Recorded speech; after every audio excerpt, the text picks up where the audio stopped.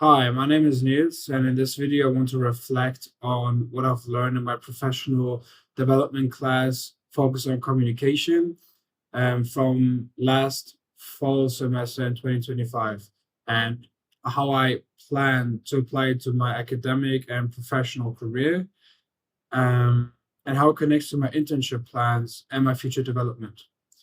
First of all, this course has helped me a lot to understand that communication is not just about talking with someone, but it's about how we talk, when we talk, what words we're using, and why we even communicate right now.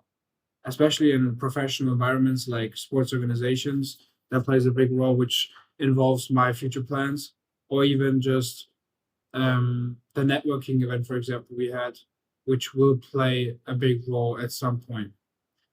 Um, I want to start with my top three takeaways of this class. The first one I would say is active listening. I think it's big to understand that active listening involves not just listening to the one you're talking to or what they're saying and hold up the conversation. It's really about letting them finish first.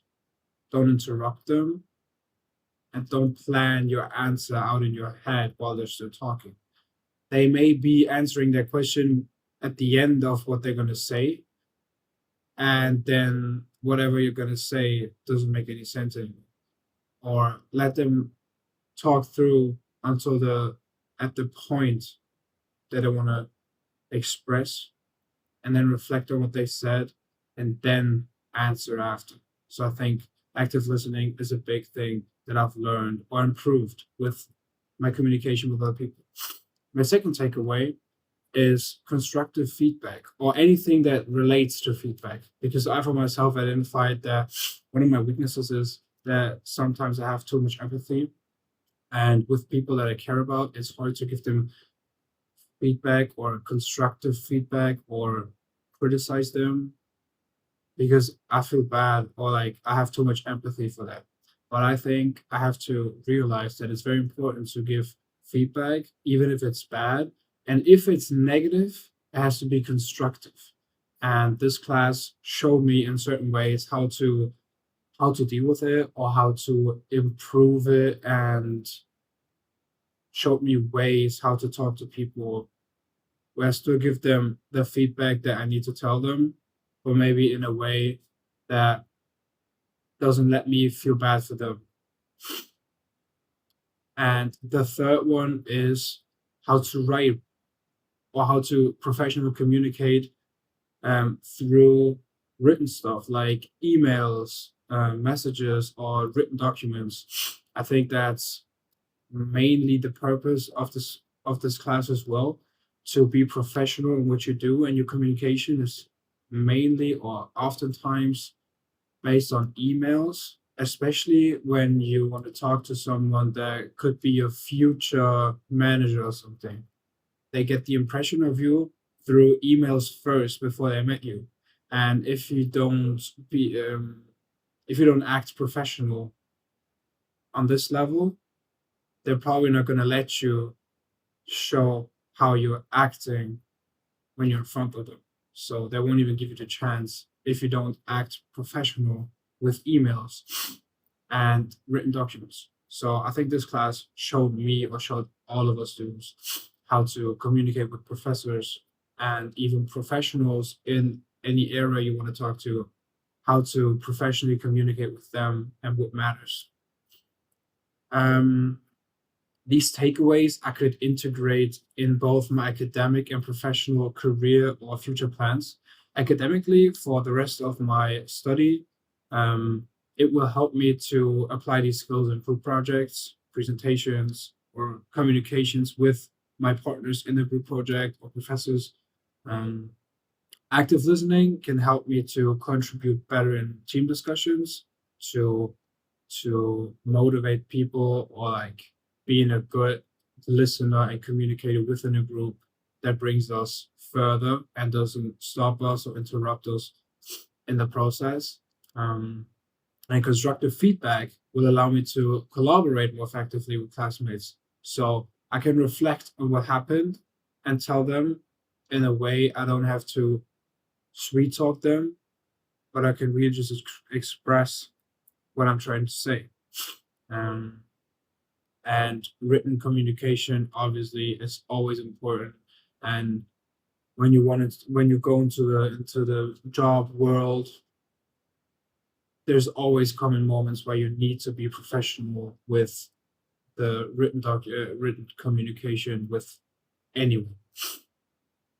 For my internship, I plan to do my internship this summer in Germany, probably during the maybe May or July. And I'm planning to, or I don't plan, I already have it secured. Um, with an old coach I had, who's also part of um the school that I've gone to. So my connections brought me an opportunity to have an internship at the school. Well, I think it's more club based. But the practice they will have at the school, I will attend that as a coach, probably help planning stuff, help um, doing the session, be there, observe, and maybe give some input as well, ask questions. Um, and then also, I will be at team sessions from, I think, the under 17s and under 19s, and be with these coaches, which is completely different than the practice they have during the school because it has different focuses and is less professional or less competitive than the actual under 19 teams from this fourth division club the coach is affiliated with.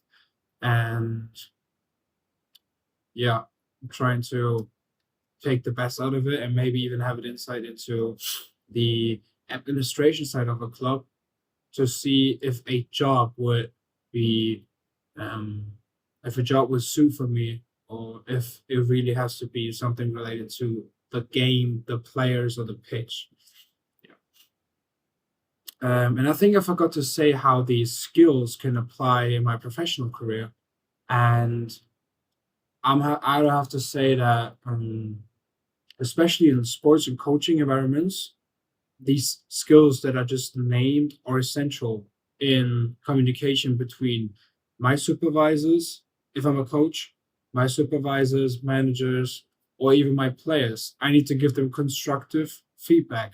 I don't want to discourage them from mistakes they did or something else. I want to keep keep coaching them to be a better player instead of just um yeah, discouraging them and make them feel bad about their mistakes.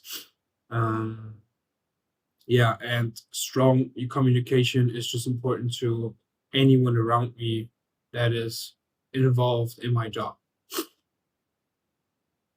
And then a professional area for growth, what I've probably already mentioned is my empathy, um, how to give feedback or how to be a leader that holds others accountable, even if they are my friends or not, or if I care for the people more than for others, that I treat them all the same, which affects my leadership style as well.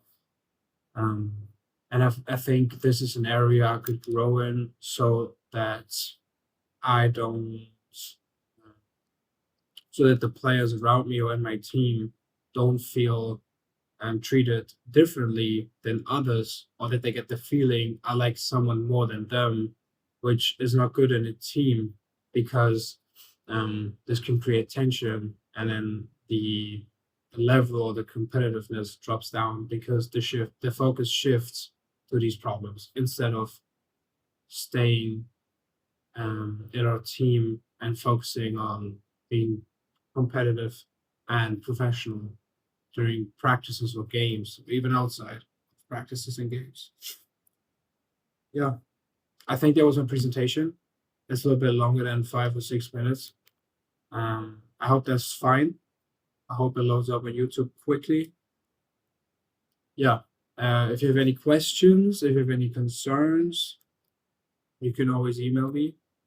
And with that, I would say thank you for your attention and Auf Wiedersehen.